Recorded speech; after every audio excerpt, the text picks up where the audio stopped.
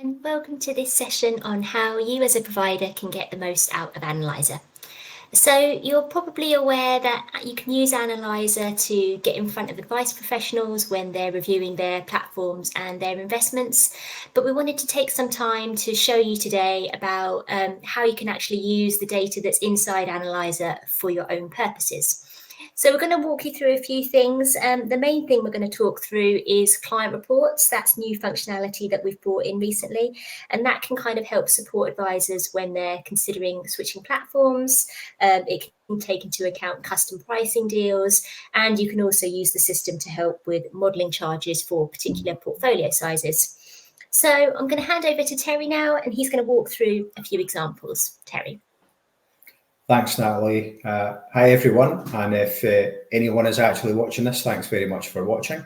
As Nat said, she explained what we're going to talk through. So without further ado, what I will do is share my screen with you. And that's up there. And you will now see in front of you the new landing page for Analyser. So what is Analyser 3.0? What's changed and what does that mean for you guys as a product provider user? So you can see the screen I'm on just now is a new navigation screen, and it works through essentially a start to end process from an advisor firm creating their client proposition. That's client segmentation, what their bespoke pricing deals are, what their target client definitions look like, and what their investment philosophy is. I'm not going to go into each one of these because the new part that we're going to go on to show you in a little bit more walkie through style is the client reports. So that's the first bit. The second part is then applying your firm and proposition information to do full due diligence reports, which can be for platforms and for MPS, of course. And the third part of that is once the due diligence process has been completed, and typically via that a panel has been appointed, then applying the panel to do client suitability reports at client level. So that's the navigation of it. There's two versions of that navigation. So the step-by-step bit and just getting started when a firm first comes into Analyser, and you can see all my progress bars are 100% complete, but they can be of a lower percent if you haven't done certain bits. So that's there to help the user through that. And then the second bit of the new navigation is the workflow, which has due diligence reports, any client reports that are either completed or in progress, and also comparisons. And we'll go back to comparisons in a few minutes because we know that from a provider user perspective, that's one of the modules in Analyser that you use most. So that's an introduction to the main changes that have been brought in as part of 3.0. The other thing that you'll see that's quite different to what used to be is this left-hand navigation now, which has got all the different modules and resources down the left-hand side here. They used to be along the top of the screen for anyone that's got a good enough memory to be able to remember what it used to look like. So that's the introduction part. And the second bit I'm going to therefore get into is showing you what the client suitability reports are, how advisors use them, and also how you can perhaps use them yourself as well. So the first bit about doing client reports does come in my firm and proposition information, because as part of setting up your firm now, as well as these three steps here, what the IFA firm can do is add all of their clients into Analyser so they're ready to run reports for them. I've got a few set up here, and that can be done at the client report stage when you do a client report, or it can be done on a bulk basis as part of setting your firm up. So that's part of the telling it about yourself and your firm part of it. Once that bit has been done, then we'll just go into client reports themselves.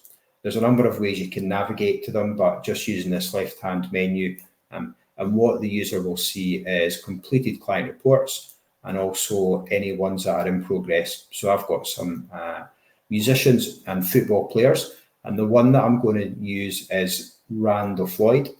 to just show you one I've prepared earlier.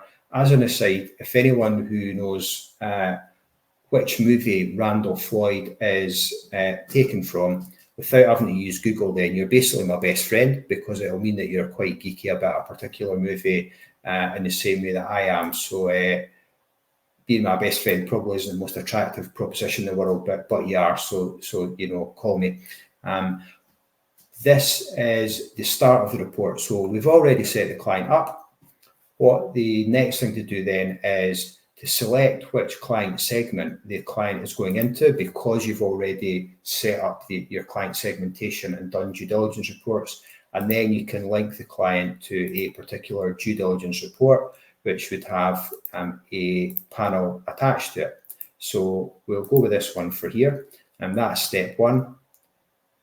After saving that, that'll take me on to step two. And what Analyser will do is it pre-populates the platforms that are being selected from the panel that is in place for that particular client segment.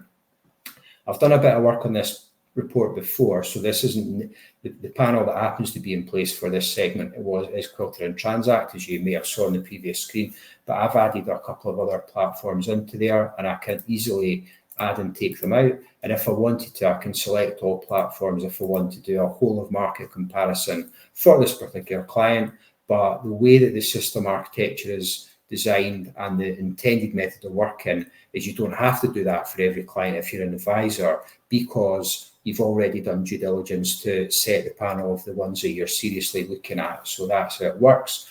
In this example, I have Nucleus as in here as a platform that the client is currently on, and the firm uses the other two at the bottom left here and is looking for which one to switch the client to, or which would be the best one to switch the client to, as Natalie mentioned earlier on the platform-to-platform switching.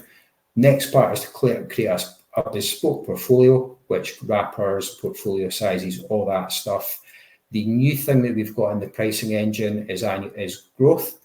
So that's one new thing. You can toggle it to a different number if you would like to.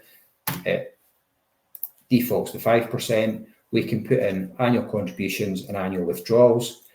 And also, if we want to, we can put in additional fees. So if you know the advisor fee and the kit cost, if you want to do total cost for a particular client, you can do that, but I'll take that out just now, just to show you that the functionality is there.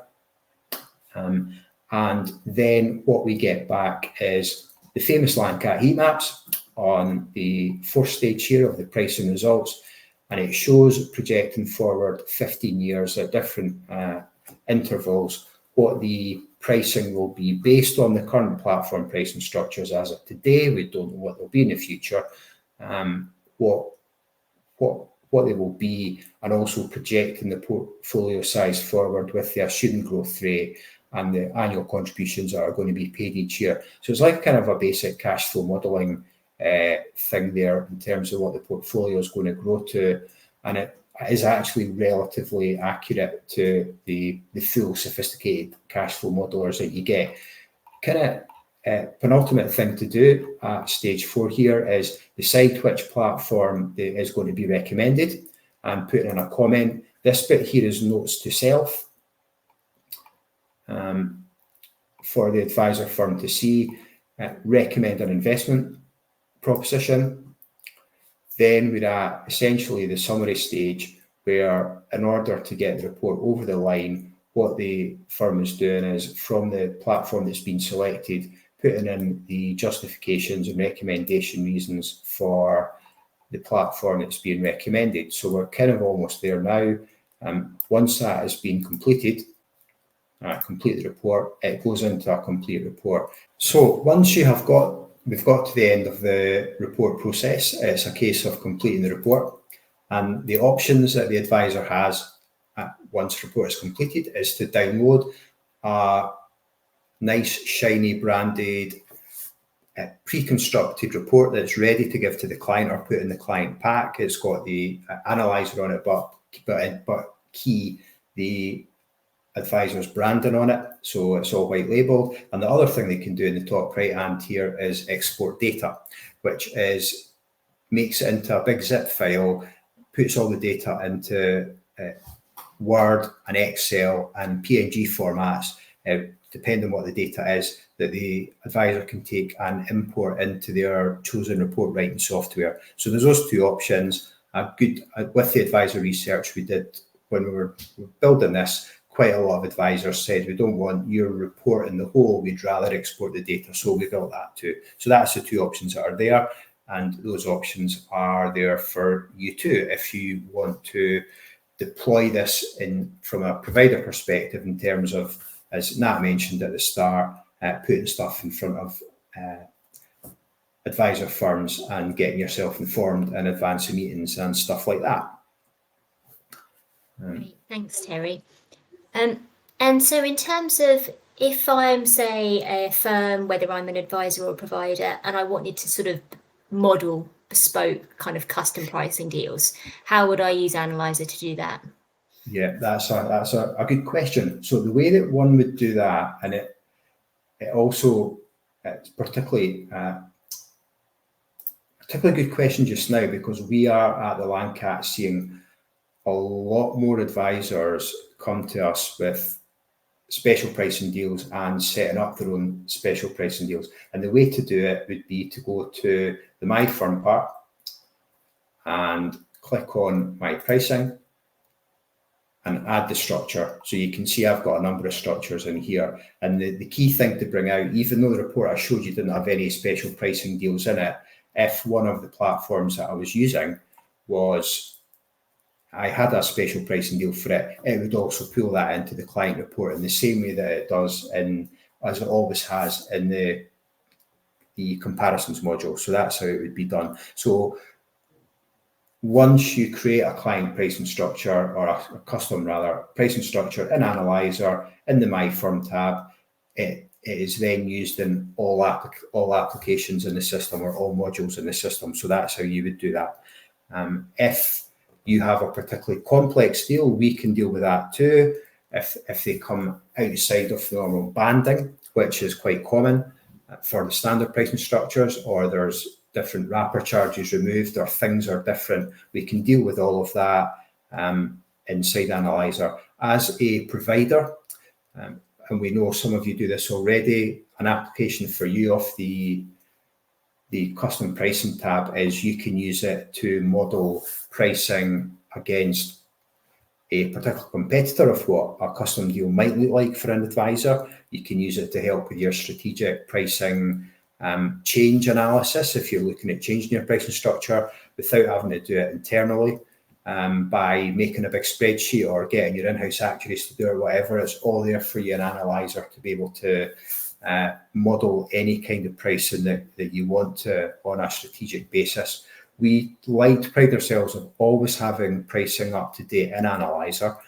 For example, the most recent big platform change that went in was the Aberdeen wrap reprice with the new cost for existing clients, and that comes in for new clients immediately, and for existing clients next year. We had that up on the day it went live to market, and we always aim to have that for all platforms when price changes come in, because we're always speaking to people and we have our BDI on the market.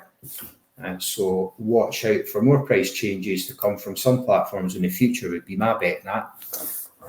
If there hasn't been another one by this time next year, then I will be surprised.